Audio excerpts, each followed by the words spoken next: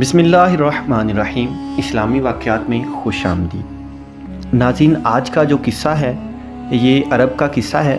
اکثر ہمارے دادا جان ہمیں سنایا کرتے تھے۔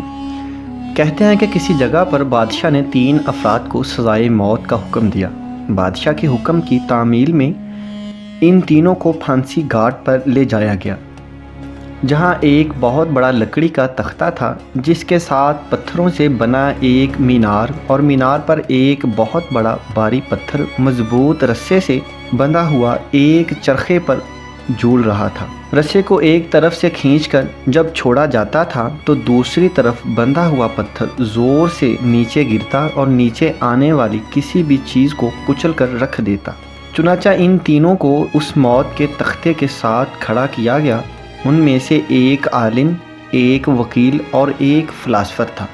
سب سے پہلے عالم کو اس تختے پر عین پتھر گرنے کے مقام پر لٹایا گیا اور اس کی آخری خواہش پوچھی گئی تو عالم کہنے لگا، میرا خدا پر پختہ یقین ہے، وہی موت دے گا اور وہی زندگی بخشے گا، بس اس کے سوا کچھ نہیں کہنا۔ اس کے بعد رسے کو جیسے ہی کھولا تو پتھر پوری قوت سے نیچے آیا اور عالم کے سر کے اوپر آ کر رک گیا۔ یہ دیکھ کر سب حیران رہ گئے اور عالم کے پختہ یقین کی وجہ سے اس کی جان بچ گئی اور رسہ واپس کھینچ لیا گیا۔ اس کے بعد وکیل کی باری تھی، اس کو بھی تختے پر لٹا دیا گیا۔ جب آخری خواہش پوچھی گئی تو وہ کہنے لگا، میں حق اور سچ کا وکیل ہوں اور جیت ہمیشہ انصاف کی ہوتی ہے، یہاں بھی انصاف ہوگا۔ اس کے بعد رسے کو دوبارہ کھولا گیا، پھر پتھر پوری قوت سے نیچے آیا اور اس بار بھی وکیل کے سر پر پہنچ کر رک گیا۔ پھانسی دینے والے بہت حیران ہوئے اور وکیل کی جان بچ گئی۔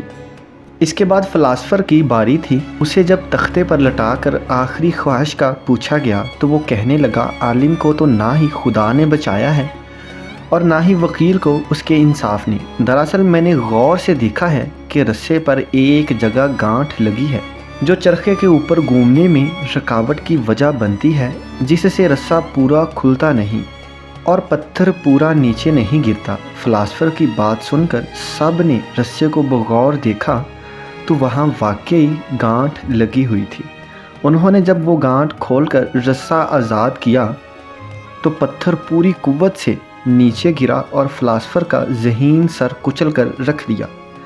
اس حقائق سے ہمیں سبق ملتا ہے کہ بعض اوقات بہت کچھ جانتے ہوئے بھی منہ بند رکھنا حکمت میں شامل ہوتا ہے۔ اسلامی واقعات کے دوستو، اگر آپ کو کوئی حقائق، کوئی ویڈیو اچھی لگے تو اس کو لائک ضرور کیا کریں اور اپنے دوستوں میں شیئر لازمی کیا کریں۔